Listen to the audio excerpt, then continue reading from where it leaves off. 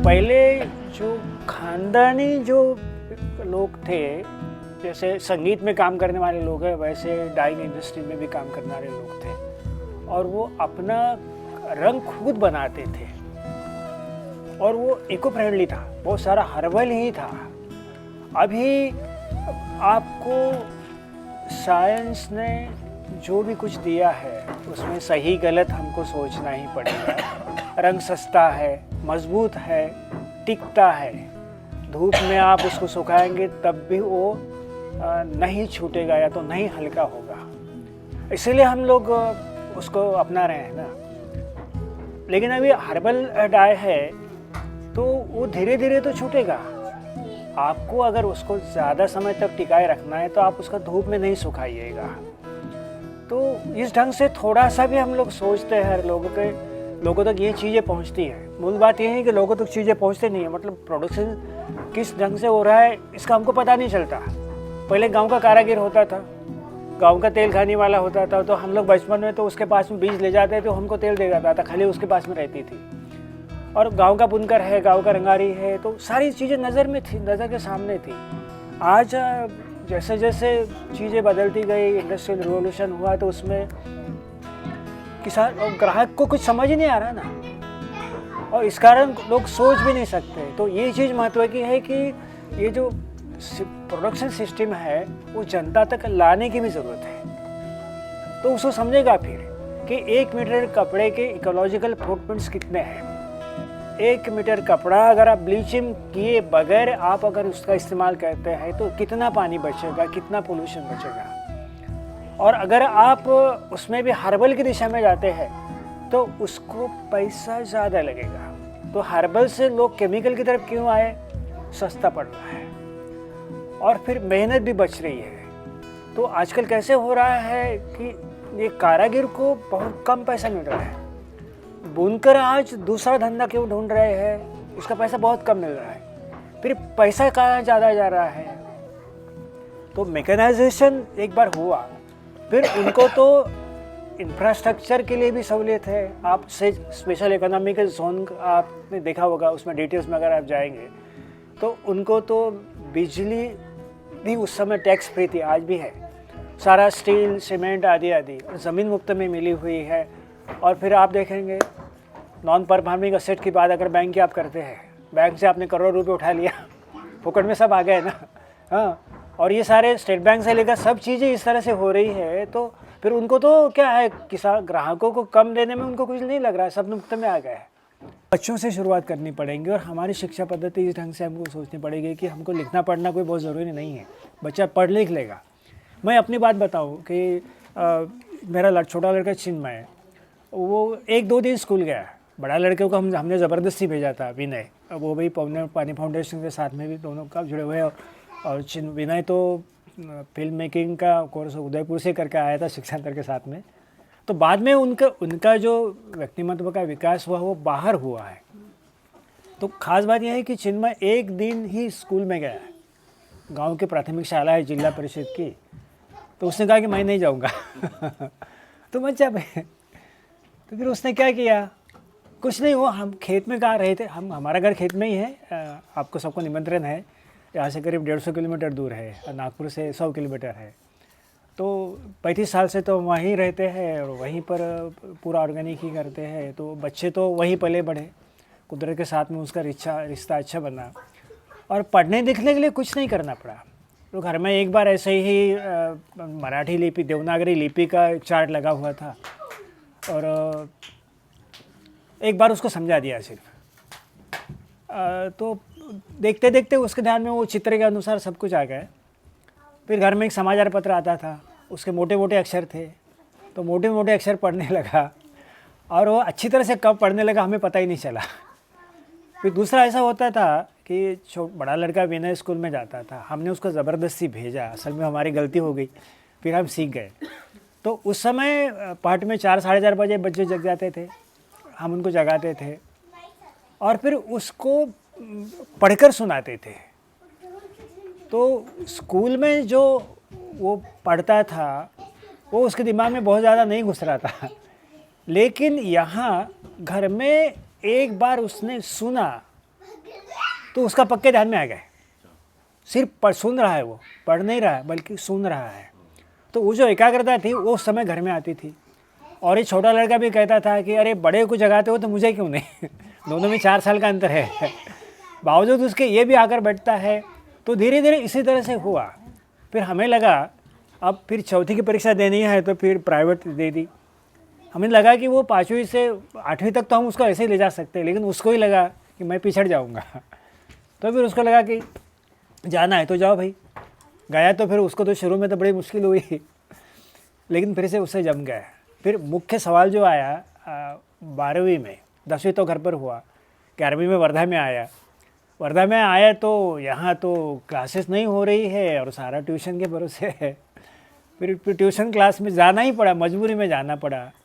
तो वहाँ जो पढ़ाते थे वो पढ़ाई कैसी थी? वो पढ़ाई तो सिर्फ परीक्षा के लिए थी। और इसको आदत थी, सेल्फ लर्निंग की कैपेसिटी उसको बहुत अच्छी बन गई थी उस तब।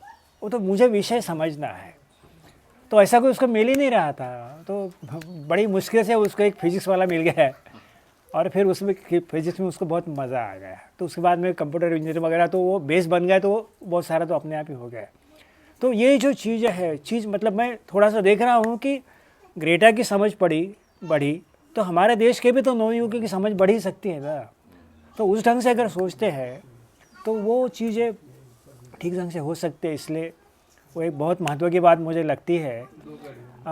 अब तो वो परिवर्तन तो दिखता ही है। और ये जो आनंद निकेतन है सेवाग्राम का, यहाँ तो शुरू में तो उनको मतलब छात्र ढूंढने में ही काफ़ी दिक्कत हुई, क्योंकि लोग तो कह रहे हैं कि नहीं हमारा बच्चा तो भी इंग्लिश मीडियम में जाएगा।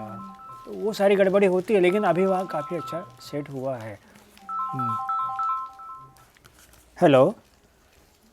और मेहनत करने वाले किसान थे, खुद अपना खेत जोतते थे, बहुत कम ज़मीन थी, बावजूद उससे उस समय खेती में इतना शोषण नहीं था जो आज है।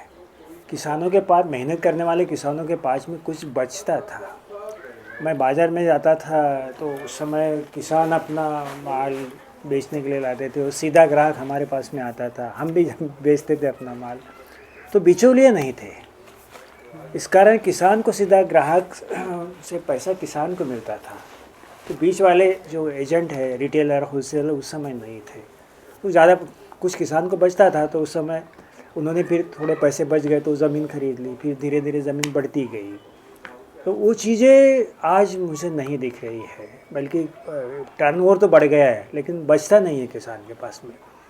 और अब हमारे किसान के परिवार में मध्यम परिवार था, तो उसमें खाने पीने की और पैसे की कोई कभी दिक्कत नहीं रही। किसान गरीब ही रहता, ऐसी भी बात नहीं है। लेकिन हम गरीब क्यों नहीं थे? इसलिए कि हमारी ज़रूरतें कम थी। ये मूल बात है ना। तो खाना पीना कपड़ा, इस पर हमारा ज़्यादा से ज़्यादा खर्चा हो रहा है, बाकी खर्चे नहीं है ना।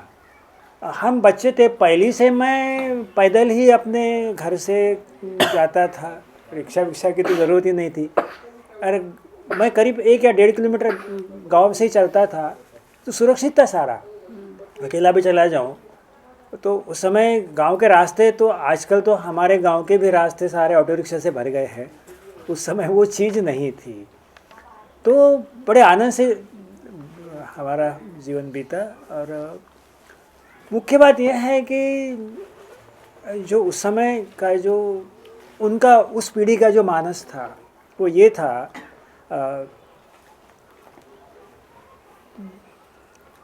तुकाराम महाराज का एक पंक्ति है कि जोड़ोनिया धन उत्तम व्यवहार है। अच्छे व्यवहार से आप धन इकट्ठा करो और उदार विचारे वेच करी, मतलब उदार मन से फिर उसको समाज के लिए वापस भी खर्च भी करो। तो ये जो चीज़ें है कि आपने संपत्ति इकट्ठा की, कोई इनकम टैक्स की ज़रूरत ही नहीं है। हर कोई अगर इस ढंग से सोचता है और समाज अगर उस ढंग से चलता है, तो क्या ज़रूरत है आपको इनकम टैक्स की? ये सारी सिस्टम बनाने की ज़रूरत ही क्या है? वो तो सारा अपने आप हो ही जाएगा ना। तो वो पीढ़ी उस समय की वैसी थी और फिर उस माहौल में बढ़ा। तो उस समय मुझे याद है कि 1956 की बात है। उस समय रुपए की कीमत और आज की कीमत आप सोच लीजिएगा। और ये अपने पसीने की कमाई जो बची थी उनके पास में, तो गांव में स्कूल के लिए उन्होंने उस समय पहली बार हाई स्कूल खुला था, नहीं तो 5वीं 7वीं तक स्कूल था, तो 6,000 रुपये उन्होंने उस समय दिए। तो 6,000 पर तो आप करीब 3 शून्य तो बड़ी आसानी से लगा सकते हैं। हाँ, तो ये जो चीज़ें हैं, तो ये मैं देखते रहता था। और वो हम पर जो उनके संस्कार थे, सभी लोग उस तरह से थे ऐसी भी बात नहीं है, लेकिन बहुतों के मन में तो समाज के लिए कुछ लौटाने की इच्छा होती ही थी। तो उस तरह से बचपन बीता हमारा।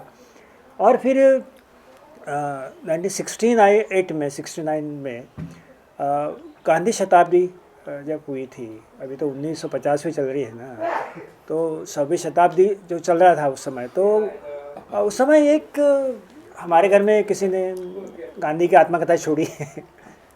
तो वो पढ़ ली उस समय, तो अच्छा लगा।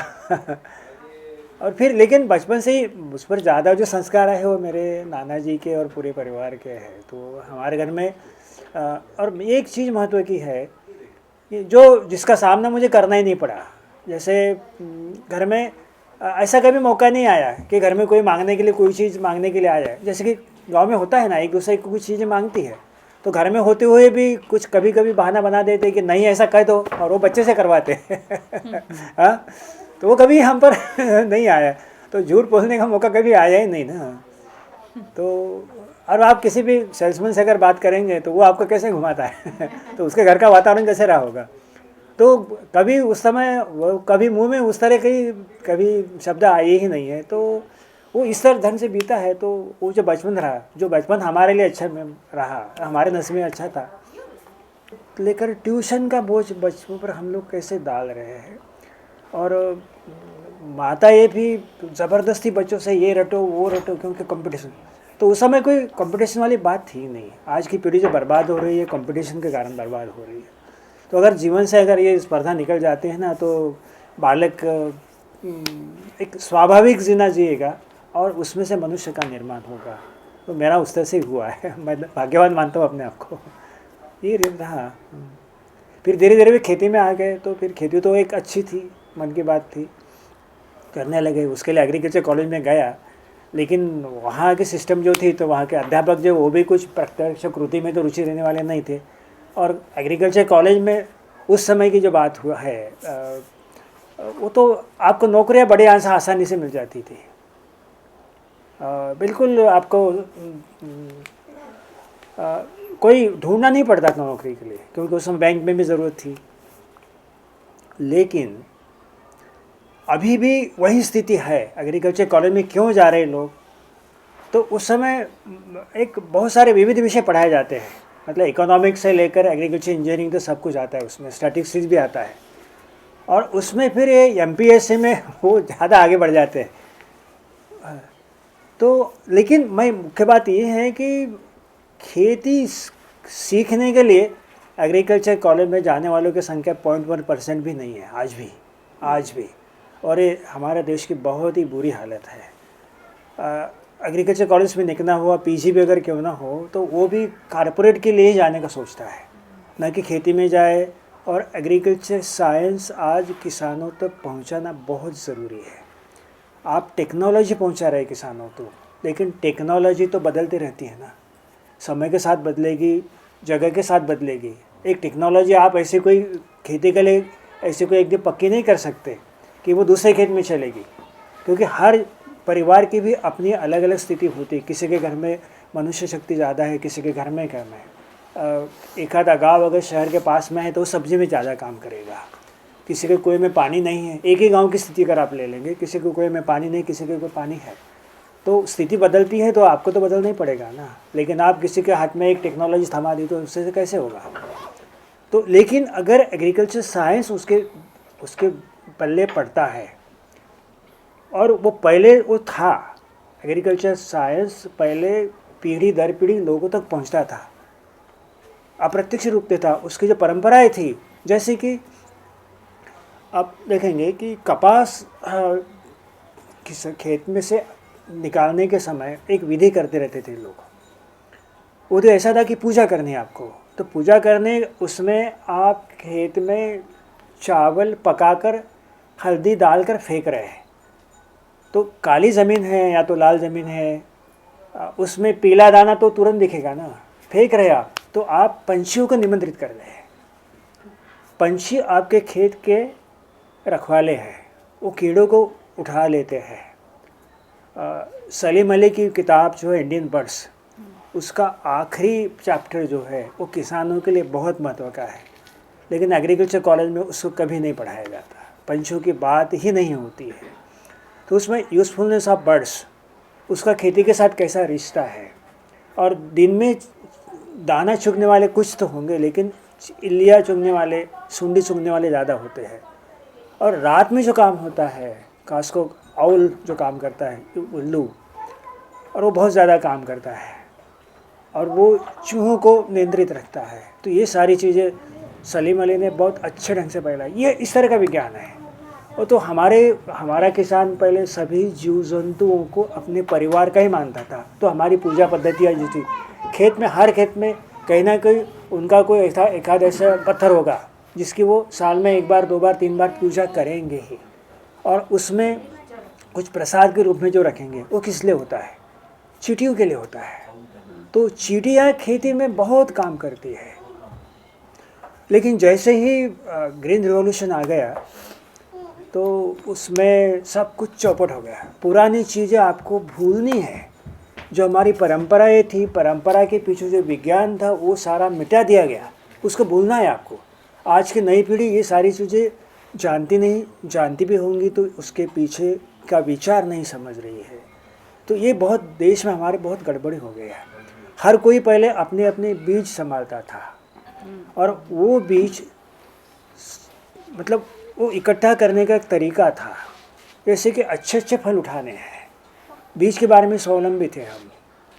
लेकिन ग्रीन रिवॉल्यूशन आया, चमत्कार हुआ। उस समय देश को खाद्यान्न की ज़रूरत थी, ऐसा वैसा कहा जाता है। लेकिन खेती में जो अनाज बढ़ा है वो ग्रीन रिवॉल्यूशन के कारण बना है। पहले हम भूखे मरते थे, ये अर्ध सत्य है। तो अब पहली, दूसरी, तीसरी पंचवार्षिक योजनाओं में हमारे खेती को कोई महत्व दिया ही नहीं गया। सारा इंडस्ट्रियल डेवलपमेंट की बात हुई है ना। अब देखिए कि खेती में अगर सिंचाई की व्यवस्था हो जाती है तो एक की जगह किसान 2 फसल लेगा ना। मतलब उसी समय सिर्फ आप सिंचाई का प्रबंध कर दीजिए तो आपका प्रोडक्शन तो दुगना तो हुआ है ना भाई। ये बाद में हुआ है, तो ये सिर्फ केमिकल्स के कारण हुआ ऐसा नहीं। लेकिन आज भी देश में उस तरह की बातें नहीं हो रही है। लेकिन कुछ लोगों ने इसमें बहुत अच्छा काम किया है, जैसे डाउन टू अर्थ वाले ने, centre of science and environment वालों ने सबसे पहले state of India's environment 2 issues निकाले थे। हिंदी में उसका रूपांतरण हुआ था देश का पर्यावरण और हमारा पर्यावरण। वो बहुत बेसिक है, उसमें उन्होंने बहुत अच्छी बातें रखी थी। और अनुपम मिश्र जी ने उसका थोड़ा सा रूपांतरण जो किया था बहुत ही सही ढंग से किया था। दुर्भाग्य से आप अनुपम जी नहीं रहे हैं। तो आज भी खरे ताला वगैरह उनकी किताबें आपने देखी होगी। तो वो ये बहुत बेसिक बात पर करते हैं, उन्होंने जड़ मूल से वो सोचते हैं। तो उस ढंग से हमको सोचना पड़ेगा। ये चीज़ें आज फिर से हमको समाज में बार बार मतलब आने वाली पीढ़ी तक हमको पहुंचानी पड़ेगी ये चीज़ कि मेरा पड़ोसी जब ये हजार्डस केमिकल इस्तेमाल करता है तो उसका असर मुझ पर भी होने वाला है ना। हमने जब शुरुआत की थी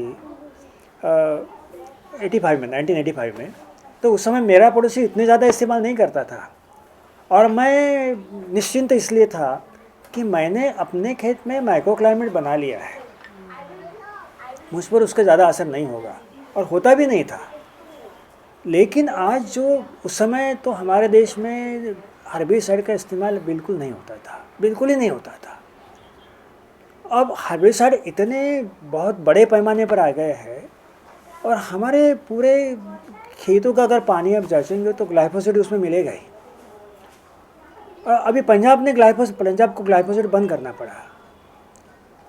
फिर भी लॉ भी इतनी ज़बरदस्त है हमारे देश की। अब उसको WHO ने भी उसको कार्सिनोजेनिक कहा है और कोई इतनी भी जिम्मेदार एजेंसी तो है नहीं।